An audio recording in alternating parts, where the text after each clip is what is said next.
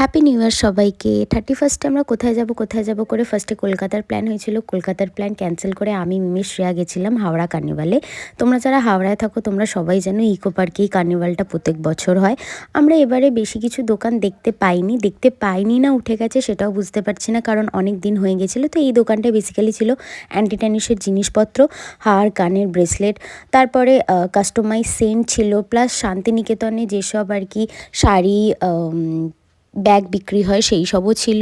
তারপর ওখান থেকে আমরা অনেক স্টল ঘুরেছি, বেশি কিছু পছন্দ হয়নি।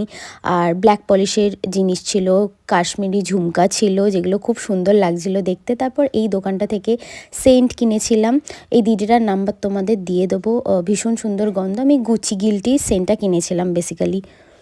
হোমমেড চকলেটস ছিল যেগুলো আমি কিনেছিলাম অনেকগুলো, অনেক ফ্লেভারের। তারপর এখানে শ্রেয়ার এই ক্যাঙারুটা আর গরুটা পছন্দ হয়েছিল, তারপর ও বললো ও কিনবে না। তো তারপর ওখান থেকে আমরা বেরিয়ে, খুব খিদে পাচ্ছিলো, কী খাবো করে পটেটো টুইস্টারের দোকান খুঁজছিলাম।